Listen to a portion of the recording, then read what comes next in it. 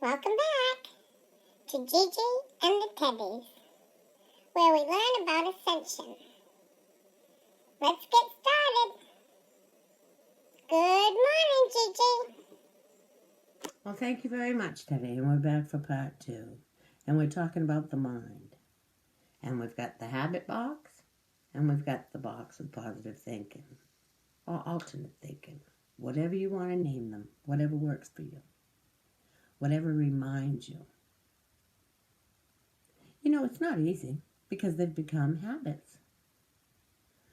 Just like here at the house. If I rearrange a room, let's say I rearrange my kitchen, I'll bet for almost 2 weeks I'll go to where the trash bucket used to be, or the trash compactor. And then I'll go because it's habit. It's things that subconsciously we do, we just don't think about them. And that's how our behavior has become. It's a subconscious behavior that we're even not aware that we react immediately to something without giving it some thought. And I work with people with this all the time because part of it is where their anxiety comes from when you think about it. If they could just relax and look at the situation instead of having the habit of anxiety about everything, they can break that down a little bit at a time until it turns around.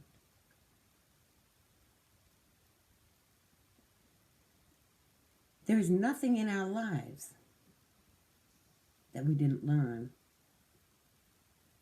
because it became a habit. The mind is only what we put in it. Now I'm going to take something.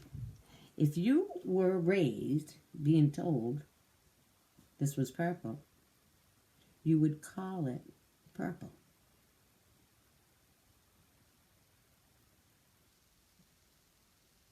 But because collective conscious has all called it orange, we all call it orange.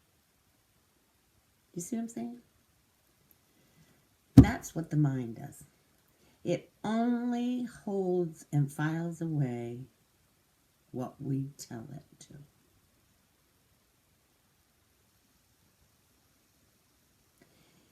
So therefore, if you really focus not on what the other person is doing, but what your reaction is to it. First off, it diverts your attention from what they're doing. Because if somebody's looking at you and they're going, oh my God, I can't believe this happened and that happened, blah, blah, blah, blah, blah, and da, da, da, da, da.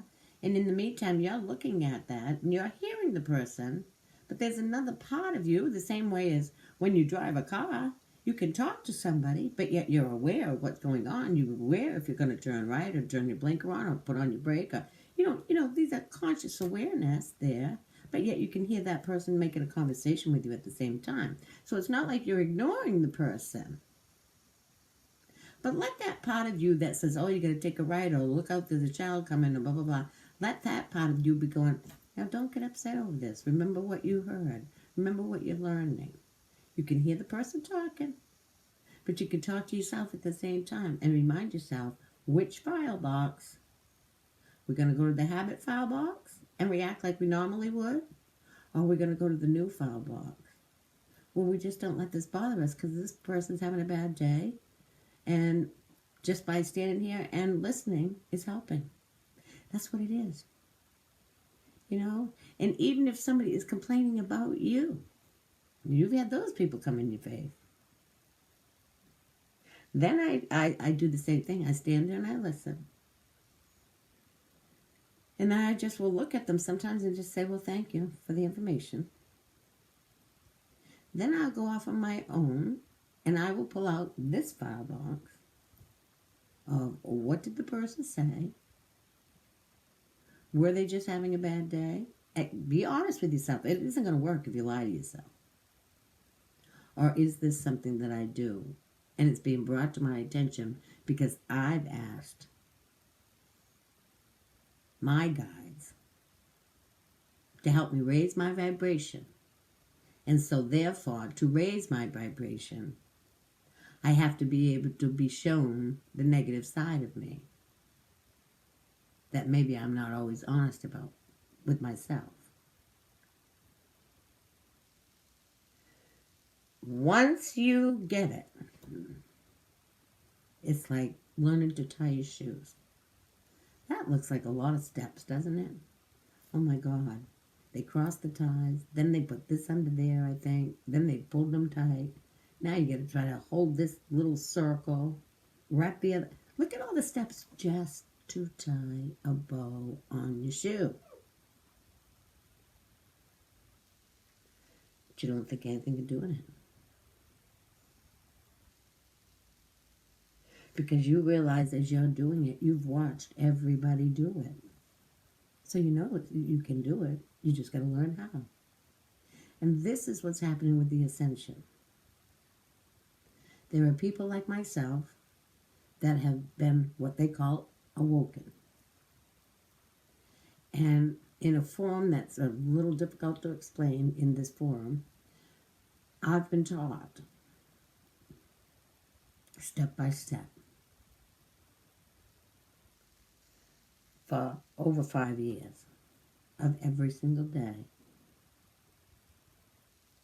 by my spirit guides, by my angels. The process of ascension. And when the time comes, I'll share more of that with you all. But that's irrelevant to your path right now. Your path is learning how to get through the ascension or to the ascension or understand the ascension when it's presented to you. Because there will be a time when everybody's DNA is activated at the right time for them. And it's an activation which goes on within your own DNA that makes you starting to want to make the changes or see things differently or feel different about things. Perhaps it's already started for you. It can be little things like all of a sudden you think, geez, you know, for me, one of the things for me that changed is now I eat tomatoes, and I never could stand tomatoes. Love the flavor, but didn't like the feeling of tomatoes in my mouth. Same with broccoli, cauliflower. I met a wonderful lady on one of my videos. I told you that taught me how to cook it correctly with a wok, and that was in Missouri, so she knows what I'm talking about. And now I just love the two vegetables. Okay? But it was all in learning how to prepare them correctly to make them taste what my palate liked. It wasn't about the vegetable. It was about me learning to prepare it correctly. You see? So therefore, it changed my whole, because I took it from the other file. It wasn't a habit. The habit was to say, no, I don't eat trees.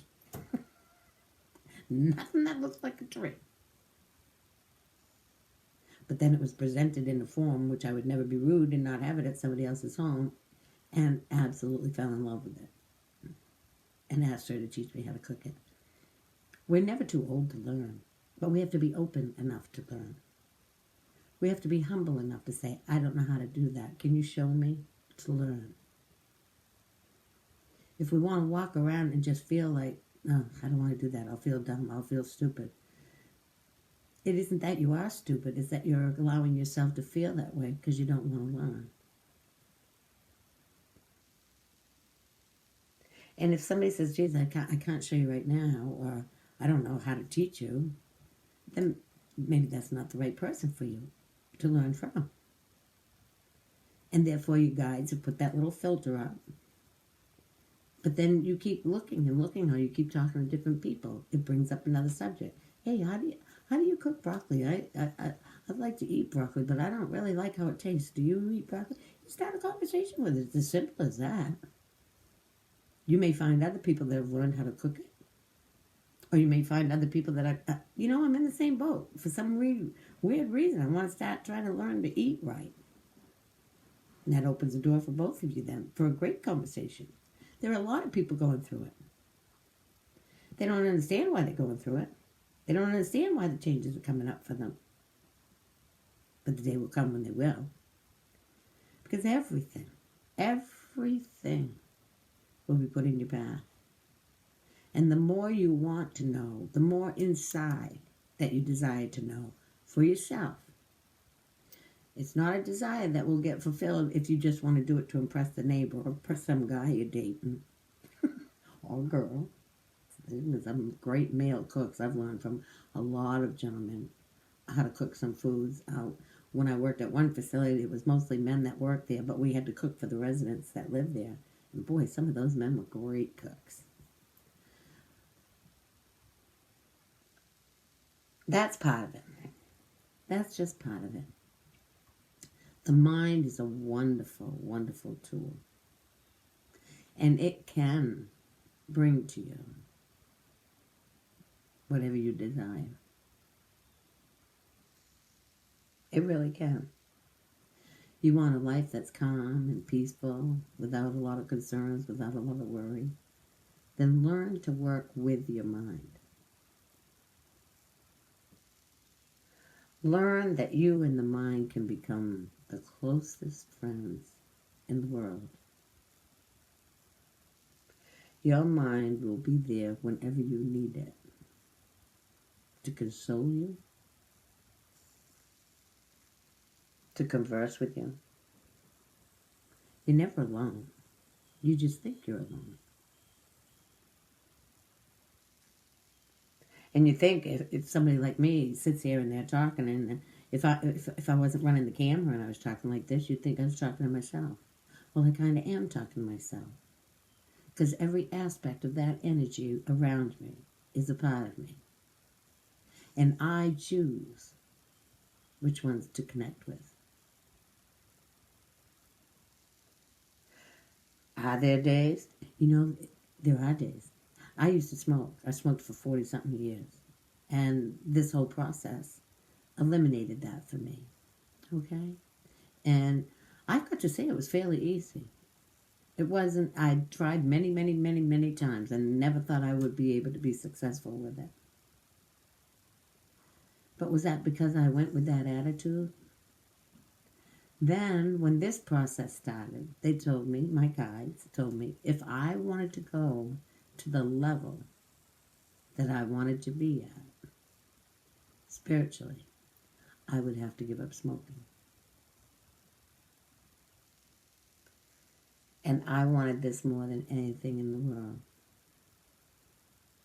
And I got down to 2 cigarettes a day. And one of my guides came and said, you're taking too long. And I tried to explain to my guide that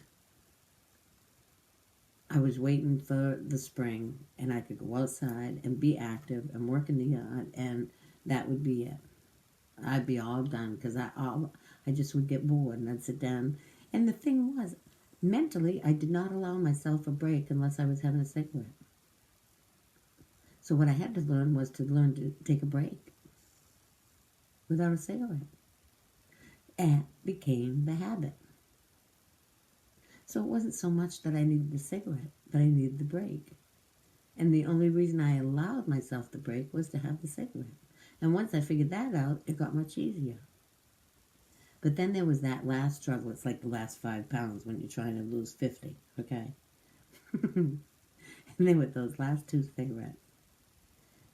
And a lot of times the answers come to me in the shower. And I was taking a shower, and after they told me that I needed to stop, I was running out of time.